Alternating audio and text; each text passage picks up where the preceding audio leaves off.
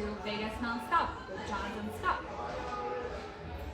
And that would be me. That right. I know it kind of rolls off the tongue, doesn't it? Thank you, Tetyana.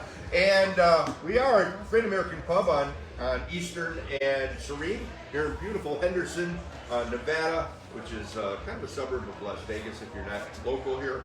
And our guest is Adrian Tonight. I'm on Welcome to Nonstop. Hey, welcome to Vegas Nonstop with Jonathan Scott. It does, and I actually have a musical version of it as well. Yeah, we're going to have Dennis write the whole song. Yeah. So you and Dennis went on a cruise ship? Yeah. He was performing on it, and I was performing on it, and we were stuck on this floating barge for God knows how long, and on and off. I was doing a production show for Princess Cruises, and Dennis was on and off and stuff like that. And that's really where I met him first, and then just coincidentally we both ended up living here in Vegas. But I'll just yell this. I woke. We had remember we had 7 a.m. van meeting us in the lobby, and nobody's awake. And I get on the van, and I say hi to the piano player, who's one of the guest entertainers, and I go, Adrian Smith. Well, he was dead. I went, hi. With Joe Franklin. And we took the 1 hour trip, and then it was it. That's Was the it only Costa Rica? Yeah, I think it was Costa Rica. Costa Rica, the 1.5 hour trip through the jungle to San Jose, and then get on the plane to wherever else we had. But that was just fun. Am I dreaming? I'm sure those cruise ships are kind of like a dream. Well, it is. You know, the funny thing about comedians is that, you know, excuse the pun, but they're funny animals. They're comedians. You get a group of them in one spot. Like all comedians would get together on a cruise ship for our, for breakfast or whatever it is. We'd meet at the buffet or whatever it is. Maybe there were 2 or 3 comedians performing on that cruise. Dennis. And I'm the only non-comedian at the table. And they're constantly trying to win over the non-comedian with their material. And I felt like I was exhausted. So sorry. I always meant to apologize to you for that. Comedians do run in packs. We do. You're comfortable with other comedians, right? Yeah, it's just crazy. Well, did you ever go to Jerry's Deli in L.A.? Absolutely. Forget about it. Chuck McCann. Right. Who's Chuck McCann? Who's Johnny Dark? I mean, he's a friend on Facebook, but I've never met him. You've never met Johnny Dark? No. Oh, he's Chicago. Is he a Chicago guy? Yeah. He seems like a really nice Oh, person. he's a great guy. And a great table comedian who bits on the Oh my table. God, yeah. What's that? What's a table comedian? A guy, Joe Ancestors, who lived with Rodney Dangerfield, was he was a table. He never performed for people, but he was hilarious at the table, like that. Just hanging out. Oh, a table comedian. I first started experiencing the whole comedian thing, trying to get your attention, was when I used to visit Tom Dreesen over at the Improv or whatever. And there were 10 of them, at the table. Oh, yeah. And I'm the only non-comedian. Oh yeah, that's funny. Oh yeah, that's funny too. Yeah, that's funny. Right. Isn't that funny? Yeah. A big laugh for a comic is that's funny. Again, we talked about Gilbert Gottfried earlier. Love that. And we would go to this thing called the Comics Lunch, and they would let me come along, and I would be the only non-stand-up comedian there. But I could hold my own okay with stories. I've been around comedians long enough. And David Brenner was, one of the comedians that was just so quick. And there would be George Wallace. I have to mention George. George is always there. Anthony Cools, the hypnotist, kind of organized the thing, put it together. Carrot Top, and Gilbert, and again, I can't even remember who else was there. And Brad Carrot. And so can I say midget? I'm midget We'll woman. find out. And I guess I just did. So walks up to Gilbert and says, "Can I have my picture taken with you? I'm your biggest fan." Oh, and Brenner, without missing a beat, says, "Sure, hop up on the table." Oh, And Brenner was just so fast. He was just so fast. But I'm on the other side of that equation with a table full of actors, where I'm the only non-actor guy. With our friend Joe Montana, who sends his regards with Joe the other day. Yeah, it's Joe. And I had a cigar magazine for years, and one time I was in LA at the Grand Havana Club, and it was Joe invited me to go. It was Joey Pants, Joe Pantaleone, Robert Davi. Everybody has to be named Joe. Yeah, named Joey, Seymour Cassell. And Seymour Cassell came in, and a director named James Orr. I don't know if you probably know James. And I'm the only non-actor guy. And it was almost like similar to the same cable comedian thing, which they all had the inside stuff. And Seymour Cassell was writing James Orr because he was Farrah Fawcett's boyfriend. And Farrah Fawcett and him had a little altercation, and they were calling him a wife beater. And Pants' wife just had a baby, and he's running around Grand Havana like Chico Marx, drinking tumblers of vodka. And again, I'm the only non-actor guy, like fly on the wall, like you are with the comedians and that. And I heard some amazing cruise ship stories of what happens down on the cruise ship. Oh, Dante's Inferno. The lower you get scared. The lower you get, the scarier you are. Yeah, I'd still want to work for Princess Leia. What goes on, I love that. Well, I know Dennis has to get out of here for sound check, so. I'm a good interview. Adrian Zemed was born in Chicago, Illinois, the youngest of 3 sons, and I didn't know this, that your dad was a Romanian Orthodox priest. See, he was right before the seminary and going right in the middle of DePaul University. Yeah.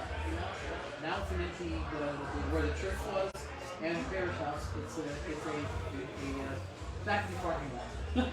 So this is Wikipedia also, so again, correct me if anything's wrong. Is Wikipedia there? It's Wikipedia. I always like Wikipedia. Adrian graduated from Lane Tech.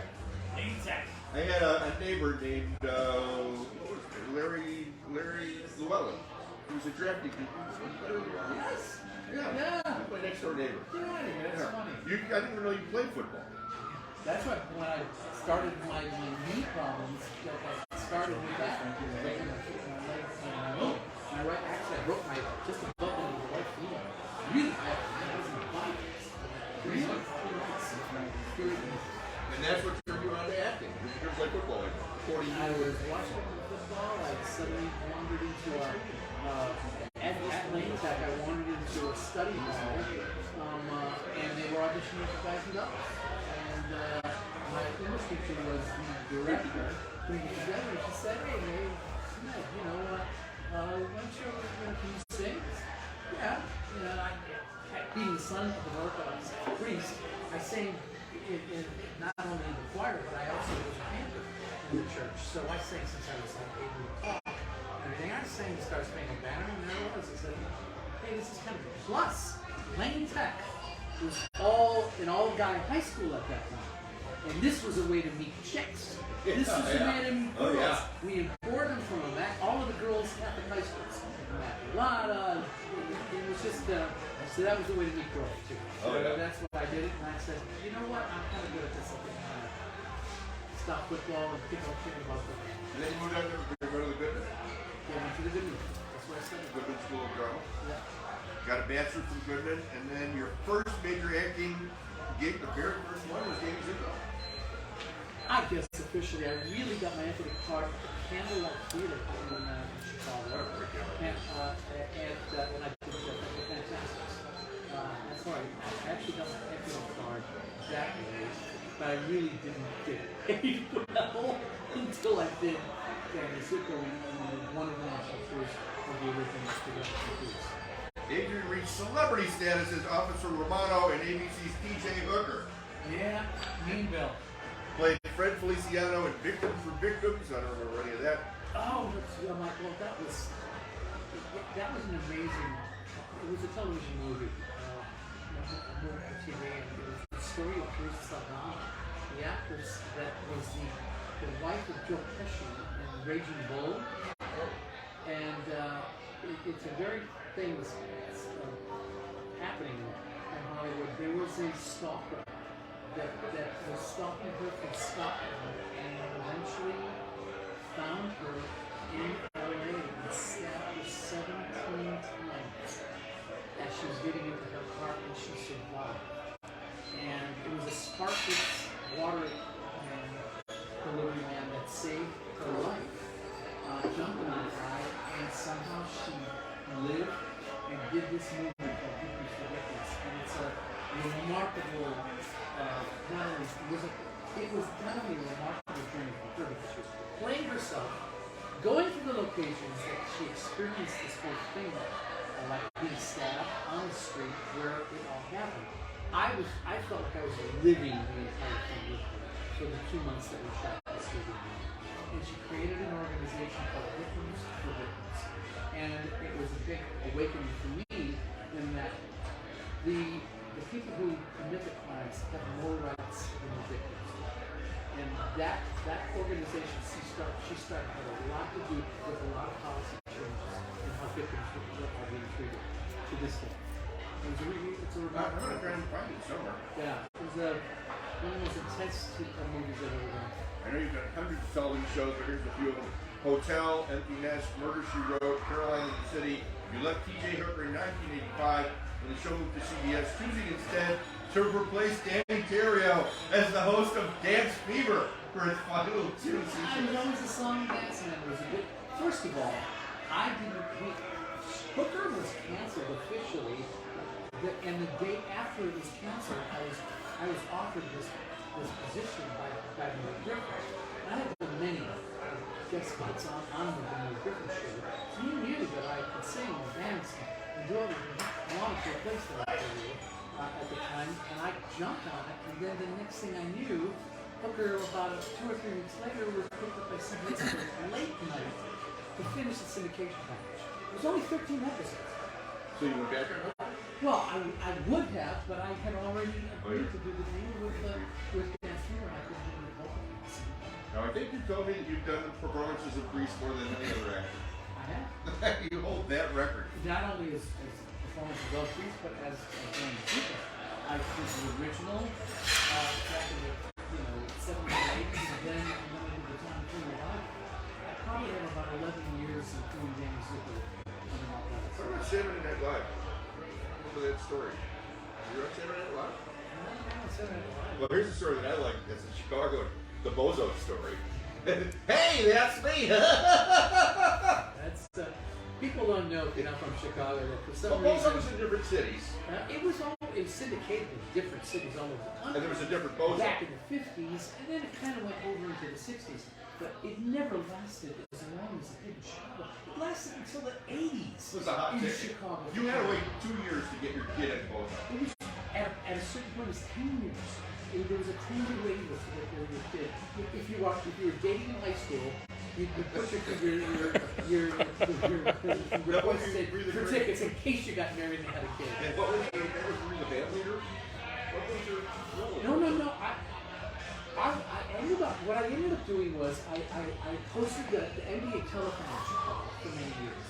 And the same producer of the NBA telethon, WGN, was the producer of Grease, of the Bozo. Right. And he had a 35th anniversary special coming up and asked me to be in it. I said, to beat my childhood, heroes, Ringmaster Ned, With the lumpy head. Oliver, the Cookie Clown, or Bozo, and all that. And I could get, it was a prime time, nighttime, 1 hour special that I did. And I basically played myself, and they transformed me into a clown during the episode. So, and then Cookie had a heart attack during the regular season, and he said, how do you feel about helping out replacing Cookie for about 6 weeks? So I actually did that. You did? Yeah. I played AZ. AZ. Adrian Zemet. And it was like, I was a clown in training is what I was. Clown. I think I'm still a clown in training. Yeah. Did one of them go to jail? One of the clowns, something shady, I think, happened. I can see that they could have having spent a little time. I think one of them was drinking backstage. I remember somebody Googled that and sent us an email at News One I'm Las not Vegas. sure who it was, but it's possible. One of them was drunk all the time. I had heard that one of the clowns had a drinking. You don't want to I blasphemize don't say because I work with all of them and I love them. You know what WGN stood for? You really don't know? World's greatest newspaper. It's Review. I did know that. All right. we're going to take one short break. You're watching Vegas Nonstop, and you might be watching on Hey Vegas, or you might be listening on iHeartRadio, or you might be listening on Apple Podcasts or Spotify, and wherever else that our technical geek Chris Davis puts us. But we're going to take a short commercial break and talk about NFL with Adrian and our friend Tom White. So stay right where you is.